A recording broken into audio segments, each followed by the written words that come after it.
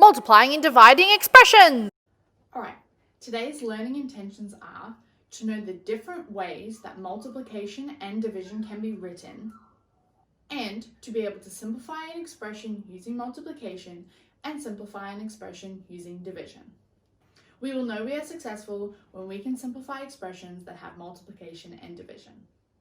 So this is just another reminder of how much we use algebra in everyday life. Again, here we're talking about an area problem where we have to tile the floor of a shopping mall. And they've just used a formula or an expression / equation in order to solve it. Just one of the many ways that we use algebra in everyday life.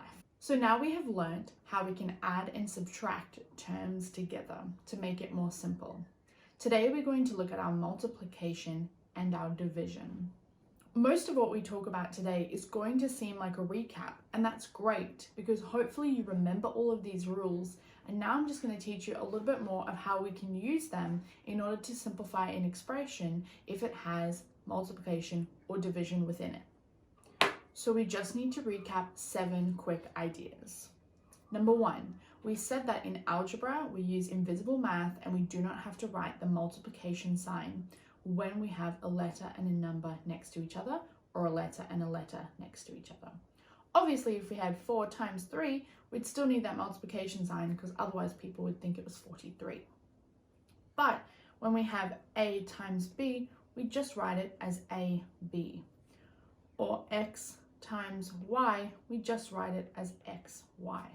So remembering we don't need that multiplication sign.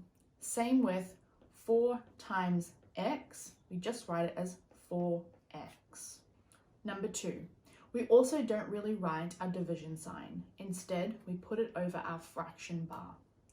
So if I have A divided by B, I put the first number, the number that's being divided, on top, and the thing that it's being divided by underneath. A divided by B, just like that.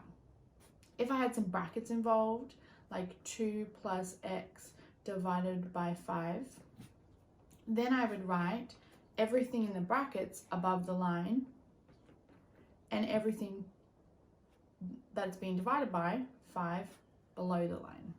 So I'm using that bar. It's really important that you use this bar when working with algebra, as that's the correct mathematical way, and you could be marked down if you're not doing it. So you need to practice it. The second thing, which is a little bit obvious, and we have done this before, so it's a bit of a recap, and it's number 3, is A times A. Because it's being multiplied by itself, we write it as A squared. So just like we would write 5 times 5 as 5 squared, whenever a number is being multiplied by itself, we write it as a squared. Or if I had B times B times B, it would be B cubed, just like normal. The fourth thing, which we've gone over so many times, is that numbers can be multiplied in any order. So we've said that 2 times 7 equals 14 and 7 times 2 equals 14. So we can multiply things in any order. So that means A times B, which is AB, is the same as BA. But we like to keep the numbers at the front and our letters in alphabetical order. Our fifth thing is that because we can multiply in any order, that means we don't actually have to have brackets if only multiplication is involved. For example, if I said 3 times 5 times 2, and I figured that out, I'd go 3 times 5 is 15, times 2 equals 30. But then if I did 3 times 5 times 2, which is 5 times 2 is 10, times 3 equals 30.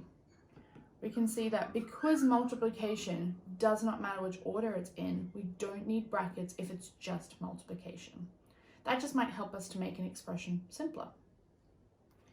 Next, and we've just spoken about this, is numbers should be written first in the term, and pronumerals are generally written in alphabetical order. So we wouldn't write A for B.